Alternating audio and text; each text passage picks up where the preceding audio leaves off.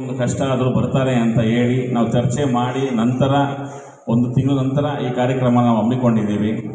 ನಾನು ಹೇಳೋದೇನಪ್ಪ ಅಂತ ಎರಡೇ ಮಾತಲ್ಲಿ ಮುಗಿಸ್ತೀನಿ. ಅನೇಕರು ಮಾತಾಡಬೇಕು.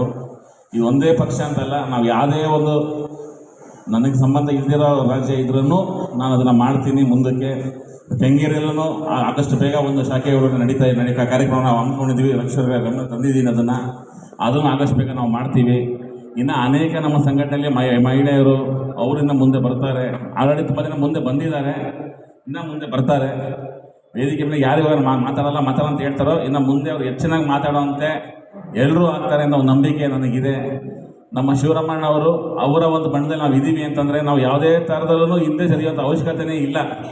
ಯಾಕಂದರೆ ಅವರಲ್ಲಿ ಯಾವತ್ತೂ ಇರೋದು ಒಂದೇ ಒಂದು ನ್ಯಾಯ ಧರ್ಮ ಅಷ್ಟೇ. ನ್ಯಾಯ ಪರವಾಗಿದ್ದಾಗ ಅಲ್ಲಿ ಶಿವರಾಮಣ್ಣ ಇರ್ತಾರೆ. ಅದಕ್ಕೆ ನಾವು ಹೇಳಿದ್ರೆ ಜೈ ಜೈ ವೀರಣ್ಣ ಅಂದರೆ ಜೈ ಜೈ ಶಿವರಾಮಣ್ಣ ಅಂತ. ಬೆಳಗಾವಿಯಲ್ಲಿ ಒಂದು ಪುಂಡರು, ಮರಾಠಿ ಪುಂಡವರು ಒಂದು ಹಲ್ಲೆ ಮಾಡಿದಾಗ ಮೊದಲಿಗೆ ಹೋಗಿದ್ದೆ ನಮ್ಮ ಶಿವರಾಮ ಬಣ್ಣವರು. ಮೊದಲಿಗೆ ಹೋಗಿದ್ದೆ ಅಲ್ಲಿ ನಾವೇನೆ ಅಲ್ಲಿ ಹೋರಾಟ ಮಾಡಿ ನ್ಯಾಯ ತಂದು ಕೊಡಿಸಿದ್ರು ನಮ್ಮ ಶಿವರಾಮ ಗುಡಬಣ್ಣ. ಇವತ್ತಿಗೂ ನಾವು ಹೇಳೋದು ಒಂದೇ ಮಾತು, ಅಣ್ಣ ಎಲ್ಲಿ ಹೇಳ್ತಾರೋ ಅಣ್ಣವ್ರು ಏನು ಮಾಡ್ತಾರೋ ಅದಕ್ಕೆ ಸರಿಯಾಗಿ ನಾನು ಇರ್ತೀನಿ. ನನ್ನ ಜೊತೆ ಇರೋ ನನ್ನ ಎಲ್ಲ ಒಂದು ಸದಸ್ಯರುಗಳು ಜೊತೆ ಇರ್ತಾರೆ ಅಂತ ಹೇಳ್ತಾ ಈ ಮಾತನ್ನು ಮಾತಾಡ್ತಾ ಎರಡು ಮಾತಿಗೆ ಮುಗಿಸ್ತಾ ಇದ್ದೀನಿ. ಜೈ ಭುವನೇಶ್ವರಿ, ಜೈ ಶಿವರಾಮಣ್ಣ. ಕರ್ನಾಟಕ ರಕ್ಷಣಾ ವೇದಿಕೆ ರಾಜಾಜಿನಗರ ವಿಧಾನಸಭಾ ಕ್ಷೇತ್ರ ಮತ್ತು ಮಹಾಲಕ್ಷ್ಮಿ ವಿಧಾನಸಭಾ ಕ್ಷೇತ್ರದ ಶಾಖೆಯನ್ನು ಉದ್ಘಾಟಿಸಲಾಯಿತು. ರಾಜಾಜಿನಗರ ವಿಧಾನಸಭಾ ಕ್ಷೇತ್ರದ ಮಹಿಳಾ ಘಟಕದ ಅಧ್ಯಕ್ಷರಾಗಿ ಸತ್ಯದೇವಿ ಇವರನ್ನು ಆಯ್ಕೆ ಮಾಡಲಾಗಿದೆ. ಮಹಾಲಕ್ಷ್ಮಿ ಲೇಔಟ್ ವಿಧಾನಸಭಾ ಕ್ಷೇತ್ರದ ಅಧ್ಯಕ್ಷರಾಗಿ ಜಗದೀಶ್ ಆರ್ ಇವರನ್ನು ಆಯ್ಕೆ ಮಾಡಲಾಯಿತು. ಈ ಕಾರ್ಯಕ್ರಮದಲ್ಲಿ ಜಯಣ್ಣ ಎಸ್, ಬೆಂಗಳೂರು ಟೈಗರ್ ಇವರು ಪ್ರಮುಖ ಪಾತ್ರ ವಹಿಸಿದ್ದರು ಮತ್ತು ಕರ್ನಾಟಕ ರಕ್ಷಣಾ ವೇದಿಕೆಯ ಎಚ್ ಶಿವರಾಮೇಗೌಡರ ಬಣ ಸಂಪೂರ್ಣವಾಗಿ ಈ ಕಾರ್ಯಕ್ರಮದಲ್ಲಿ ಪಾಲ್ಗೊಂಡಿದ್ದರು.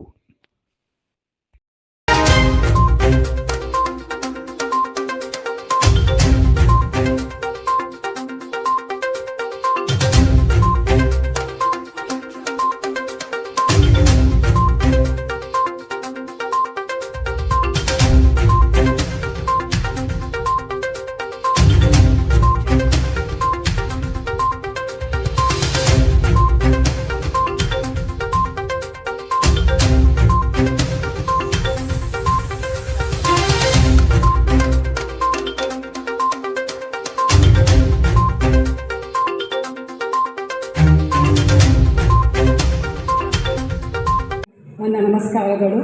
ಹಾಗೆ ನಮ್ಮ ಕರ್ನಾಟಕ ರಕ್ಷಣಾ ವೇದಿಕೆಯ ನಮ್ಮ ಅಣ್ಣವರಾದ ಶಿವರಾಮೇಗೌಡರವರಿಗೂ ನಮ್ಮ ವಂದನೆಗಳು. ಹಾಗೆ ವೇದಿಕೆಯ ಮೇಲೆ ಆಸೀನರಾಗಿರುವಂತಹ ಪ್ರತಿಯೊಬ್ಬ ಗಣ್ಯರಿಗೂ ನನ್ನ ವಂದನೆಗಳು. ಹಾಗೆ ಕನ್ನಡ ಪರ ಸಂಘಟನೆ ಹಾಗೂ ಕರ್ನಾಟಕ ರಕ್ಷಣಾ ವೇದಿಕೆಯ ಒಂದು ರತ್ನಗಳೇ ಅಂತ ಹೇಳ್ಬೋದು. ನಿಮ್ಮನ್ನೆಲ್ಲ ನೋಡಿ ತುಂಬಾ ಖುಷಿ ಆಗ್ತಾ ಇದೆ ಇವತ್ತು. ಸೊ ತಮ್ಮೆಲ್ಲರಿಗೂ ಈ ಕಾರ್ಯಕ್ರಮಕ್ಕೆ ಸ್ವಾಗತ. ಹಾಗೆ ಇವತ್ತು ನನಗೆ ಈ ಸ್ಟೇಜ್ ಮೇಲೆ ಮಾತಾಡೋದಕ್ಕೆ ಅವಕಾಶ ಮಾಡಿಕೊಟ್ಟಂತಹ ನಮ್ಮ ರಾಜರಾಜೇಶ್ವರಿ ನಗರದ ವಿಧಾನಸಭಾ ಕ್ಷೇತ್ರದ ಜಯಂತ್ ಸರ್ ಅವರಿಗೂ ನನ್ನ ತುಂಬ ಹೃದಯದ ಧನ್ಯವಾದಗಳು. ಯಾಕಂದರೆ ಇವತ್ತು ನಾನು ಈ ಸ್ಟೇಜ್ ಮೇಲೆ ಮಾತಾಡ್ತಾ ಇದ್ದೇನೆ ಅಂದರೆ ಅವರು ನನ್ನ ಕೆಲಸಗಳನ್ನು ಗುರುತಿಸಿ, ಮೇಡಮ್ ನೀವು ಯಾಕೆ ನಮ್ಮ ಒಂದು ಸಂಘಟನೆಗೆ ಬರಬಾರ್ದು, ನಿಮ್ಮ ಒಂದು ಆಸಕ್ತಿ, ಆ ಚಟುವಟಿಕೆ, ಒಂದು ಸೋಷಿಯಲ್ ವರ್ಕ್ ಏನು ನೀವು ಮಾಡ್ತಾ ಇದ್ದೀರಾ, ನಮ್ಮ ಸಂಘಟನೆಗೆ ಜೊತೆಗೆ ಬಂದು ಮಾಡಿದಾಗ ನಿಮಗೆ ಇನ್ನೂ ಶಕ್ತಿ ಬರುತ್ತೆ ಅಂದರು.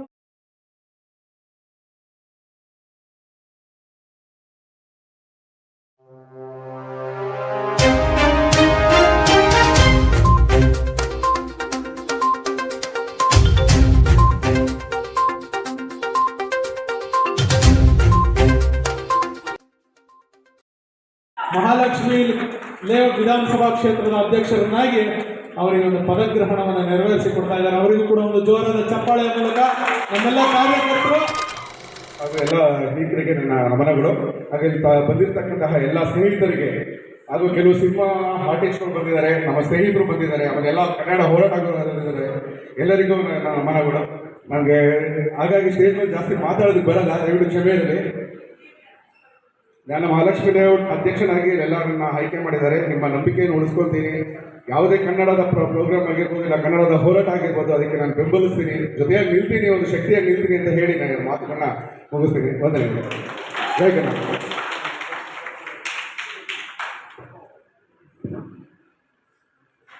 ಜಗದೀಶ್ ಅವರು ಆಲ್ ಇಂಡಿಯಾ ಬಾಕ್ಸಿಂಗ್ ಚಾಂಪಿಯನ್.